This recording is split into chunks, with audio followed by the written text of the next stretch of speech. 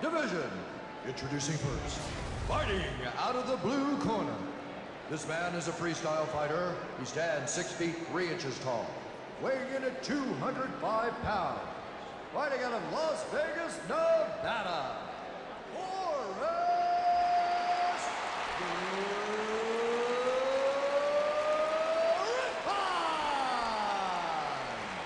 And now, fighting out of the red corner.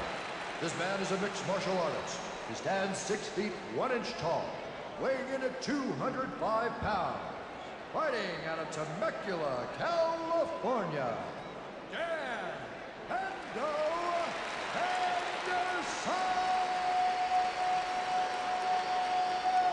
And when the action begins, our referee in charge of this contest,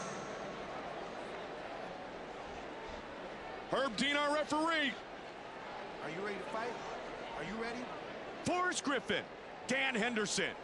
And here we go. The respect that Forrest Griffin has from all the mixed martial arts world tells us why when it really came down to fight time, it was almost a pick-em matchup against Quentin Rampage Jackson for the title.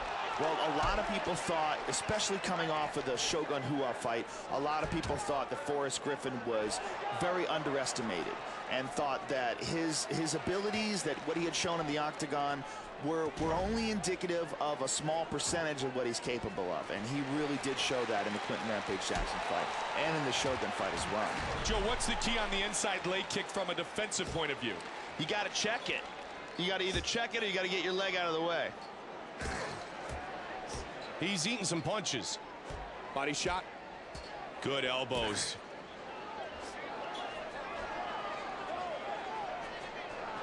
This is how you tear a bicep tendon, Joe. Pushing forward quickly. He's got a clinch. Gets that plum, that Muay Thai clinch. Under 3 minutes now. Henderson loves to posture up, and he has some good ground and pound from the top. Henderson on top of you is a very dangerous thing. Forrest Griffin, winner of the Ultimate Fighter 1, that showcase fight against Stephan Bonner, and they just slugged it out for 15 minutes. And because of that, I think when we see Forrest in this position, people think, uh-oh, this is trouble. But he is very, very good with his jiu-jitsu game. It's very solid, and he submitted Mauricio Shogun Rua, who is a top-level fighter. 2 minutes remains in round number 1. This position right here is what many fighters have described as imposing your will on your opponent. He's got his back, Joe. He's got both hooks in. Once you get to this position, hooks aren't really enough anymore, especially when you're on your back and the guy's on top. You run a significant risk of that guy being able to flip over and wind up on top of you within your guard. So you go from a dominant position to you being in a position where it's 50-50 at best.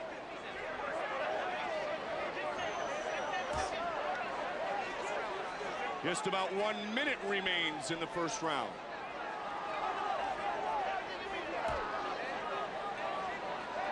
.45 seconds remains in the first round. Looking to posture up. Round 1 has 30 seconds remaining.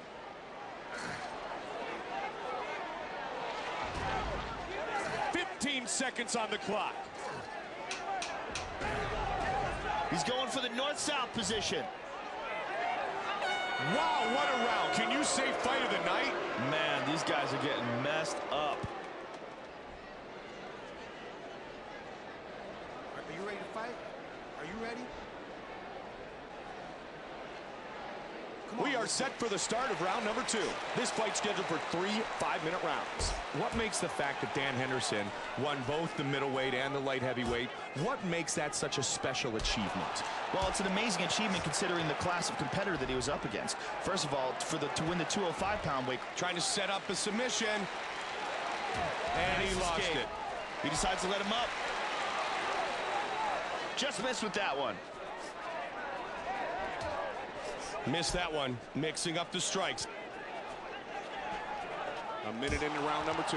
Joe, from this position, Henderson has scary power. Henderson has some of the best knockout power in the division.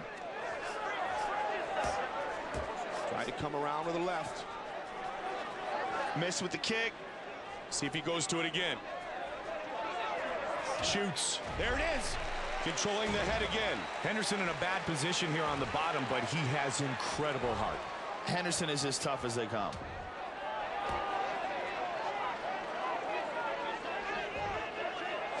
Under 3 minutes now.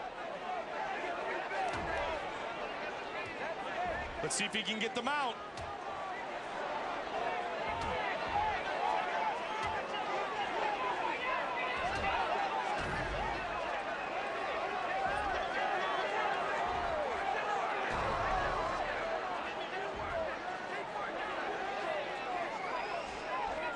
Side control again. Let's see if he can pass. Under 2 minutes remains. Side control. And the knee to the midsection.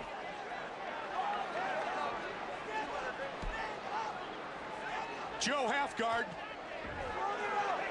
90 seconds remains.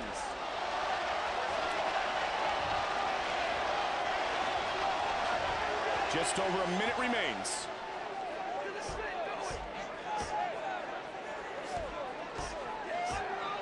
Under a minute remains.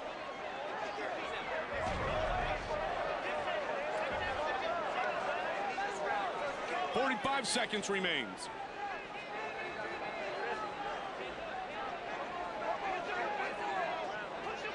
Final 30 seconds of the second round. Referee's going to stand him up. Good call. Yep, good call. All right, here we go again. Final 15 seconds of round number 2. That one landed. See if somebody can come up with an elbow in this tight position. What a great brawl in that round. Both fighters leaving everything inside the octagon. Outstanding round. Let's take a look at some of that action here. Great angle here.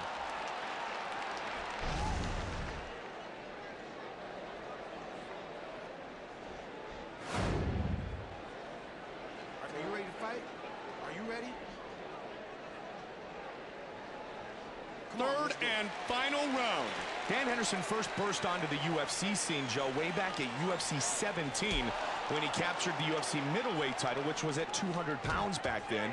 But he is most noted for being the first and only fighter in Pride to have held 2 belts in 2 divisions simultaneously, and he literally brought those belts into the octagon. Absolutely, and the knockout victory over Vanderlei Silva was one of the most spectacular knockout highlights in the entire history of the Pride organization.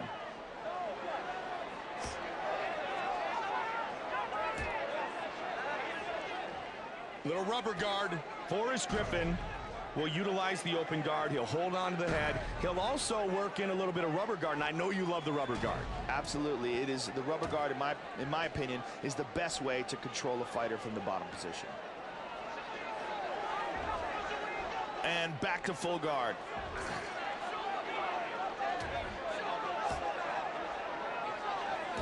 Lands a couple right hands here. Under 3 minutes now. Oh, nice great kick. Tight in the clinch. Dan Henderson with double underhooks. Dan Henderson gets double underhooks on you. That's a dominant position, and he's going to take you down.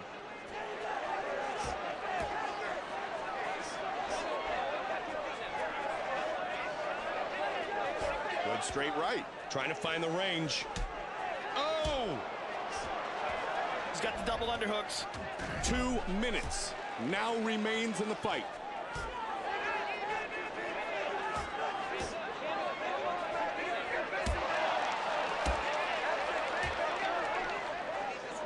He's going to look for a takedown, I think. 90 seconds remains in the fight. Well, it looks like he's got a hold of a guillotine right here. He's got it. A little bit over a minute to go. And it is all over. Submission victory. Guillotine choke. Man, that was deep.